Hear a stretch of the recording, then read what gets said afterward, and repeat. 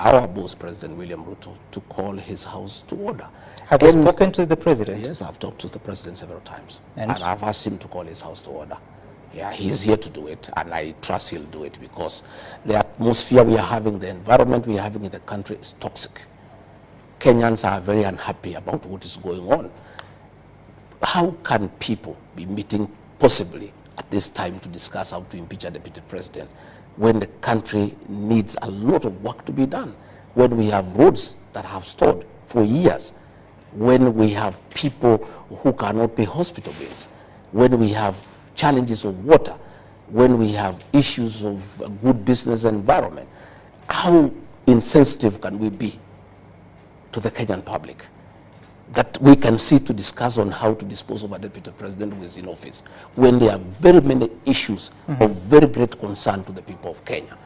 I would rather, if it were possible, all of us to agree to go back to factory settings and be very fair to the people of Kenya. We were just elected 2 years ago. We have not delivered on the promises that we give the people of Kenya. Yet we are back there now saying so and so is bad, talking about 2027. Even some people had started talking about 2032. People are looking for running mates. People are saying Gachagua will not be this, so and so will be this, so and so can join with the so and so. I mean, it's very unfair to the people of Kenya. It's extremely insensitive. And I would rather, if it is possible, our boss, President William Ruto, to call his house to order. Okay. Because if he called his house to order very decisively, this house will get into order and people can go back to work and everybody can do his work. Everybody has our work is well spread out. The president has his job to do.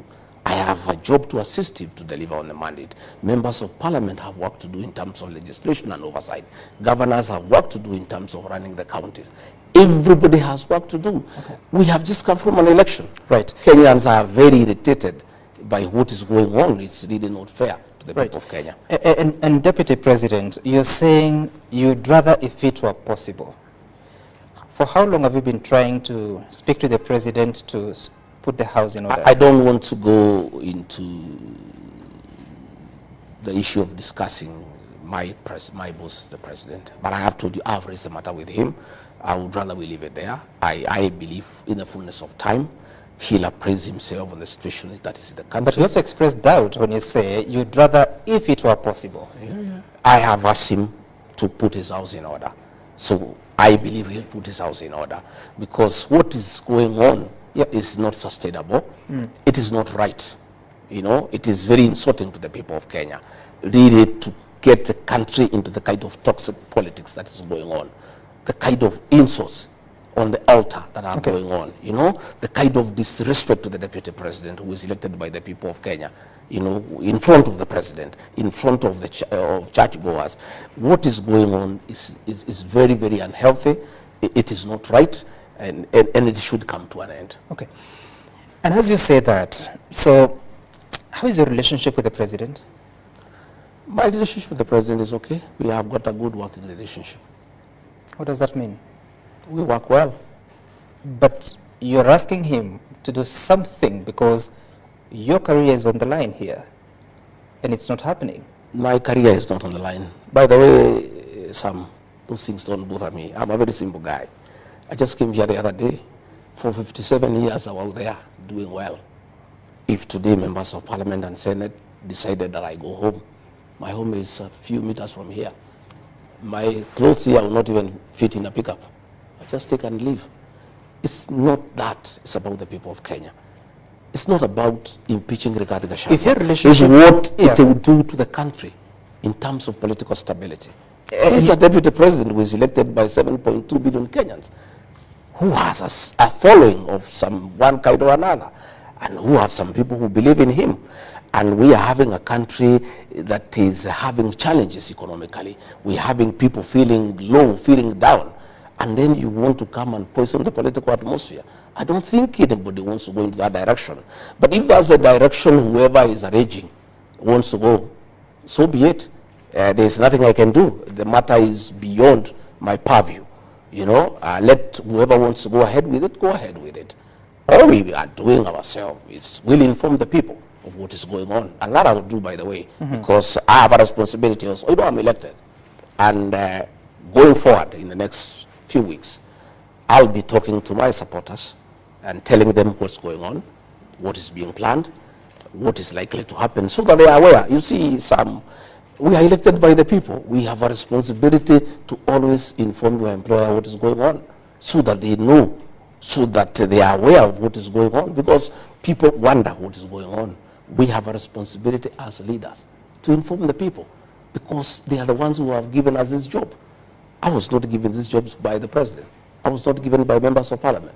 The president nominated me and proposed me for confirmation by the people of Kenya. The people of Kenya, by a popular vote, confirmed President William Ruto's nominee, Gachagua, as the right person for the job. Right. But the people who gave me this job are the people of Kenya.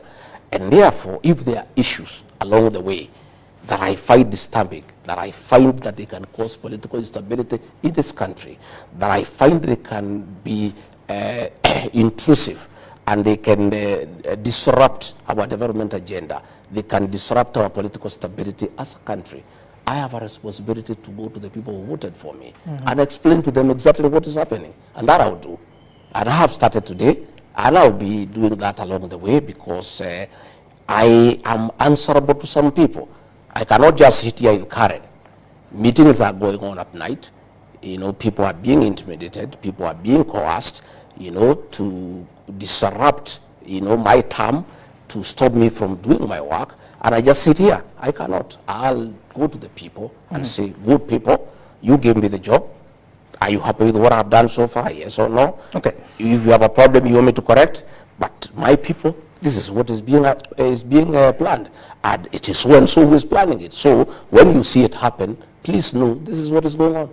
Deputy President, I take note that you keep going back to that conversation about the meetings and the plans that are being made. Do you think the President knows about those meetings? Well, I don't know whether he knows, but many people in those meetings quote him, but he's not there. So I have no confirmation. How do you know they quote him? No, it is reported to me. They say, they invoke his name, that he is the one who has authorized those meetings. But since he's not in those meetings, I cannot accuse him. But the truth of the matter is, the way we work as UDA, as Kenya Kwanza, Yeah. any motion of impeachment in the National Assembly to remove the Deputy President of the Republic of Kenya will never find its way to the House unless the President approves. That's the way we work. Any contentious issue that comes to the National Assembly, the finance bill, this and that, the President will call a PG and say, this is our agenda, can you go and prosecute it? So, even as people are planning, if that motion will ever find itself to the House, it will have to get the approval of President William Ruto. So it will be his motion, because he'll have to approve it. So since we have not reached there, I don't want us to say anything about it. Okay. But that is the truth, because we have a way we work. That is a very heavy matter. It is not a matter that can be taken to the floor of the House unless the President has given a nod. And on that specific matter of alleged impeachment, have you spoken to the President about it? I spoke to him once, and he said he has not heard about it, and he doesn't know about it, and according to him, he said it's foolish. And nobody can try something like that because it can destabilize the country. That's what he told me in his own words. And thereafter, there was a meeting. He called members of parliament, and the matter stepped down. The matter has come up again. I have not asked him again. When I get an opportunity, when he comes back, I'll raise the matter again with him. I'll say, Mr. President, a meeting was held here, this was said. A meeting was held here, this was said. What do you have to say about it? Mr. President, do you want us to destabilize this country? Are you part of it? What they are saying, the President will pronounce himself on the matter. But I want to say that there is no motion of impeachment against the Deputy President of the Republic of Kenya that can find itself on the floor of the House unless the President of the Republic of Kenya gives a nod. Okay. And again, even if it was to go there, nobody else has the capacity to push it through. It's only the President himself. There is nobody else who can. Getting 233 members of parliament, it's only him who can push it through. But that's another discussion for another day. Don't you think that's a problem? Because the Constitution of Kenya has separation of powers between the executive, the judiciary, and the legislature. Are you admitting that parliament is controlled by the President? What I'm saying in Matter Kenya Kwanza, UDA, serious contentious decisions are agreed in a PG convened by the president. You saw the finance bill, he's the one who was driving it. So that tells you the way our PG works. Anything contentious, anything with serious national implications will have to get the nod of the president. And I understand the political party democracy, but are you comfortable that a House business must get a nod from the president, including a clause on oversighting the deputy president, in this case, invoking Article 150 well, of the that is the Constitution? reality of our Kenyan politics.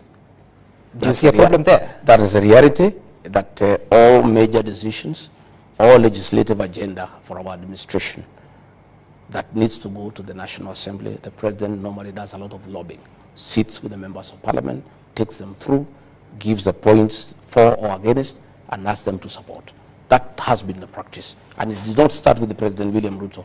It's as old as history. Because every government has a legislative agenda. So the president will call his PG and whip his members into a certain direction. You know, you sat in parliament the previous, last term. Would you have been okay for President Uhuru Kenyatta to control how you are going to make decisions in the House? Well, in matters government agenda, it is right because the party that is in power has a responsibility to ensure that the president and his administration succeeds. And they have a responsibility to support his legislative agenda. So it is important that once in a while, when there is important matters of government before the House, the president will convene a meeting and persuade his members why they need to support that legislative agenda, and he will whip them into action. There's nothing wrong with the president whipping his people in a certain direction. So when is the last time you got instructions from the president On? Executing your mandate in terms of assisting him? No. I have clear duties given by the president in Executive Order number 1 of 2023. Yep. The president doesn't give me day-to-day instructions. I have many functions that I do, very many, by the way, and one of them is any other duties assigned by the president. That is the one now is on day-to-day. So when is the last time you got such kind of an assignment? I think I was in Nyeri, agricultural show last Friday to represent him. I was in Mombasa the other week to represent him in the agricultural show. Those are functions assigned to me by the president. Okay. On a day-to-day basis. Okay, all right. And that weekend, particularly on Sunday, you were expected at an AIPCA church event that the president was attending. Instead, we saw you at the Our Lady of Sorrows in Kirinyaga. Why didn't you show up for the other events? No, I think people talk from ignorance. There were two functions. Yes.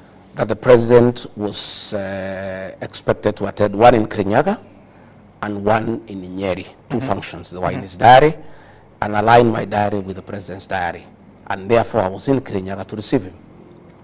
When I was in Kirinyaga, I was informed that he had changed and he would attend a function in Nairobi. So I purposed to attend the one in Kirinyaga and join him in Nyeri later. But the function I attended was the Catholic Church. The Catholic Church Mass takes 2 hours and can never be interrupted. So I sat through the Mass. By the time the Mass was over, the president was already in Nyeri. Okay? So I could not leave the Mass halfway and go to Nyeri. So I decided now that the president is already in Nyeri. Even if I left Kirinyaga and tried to fly to Nyeri, I'll find he's leaving.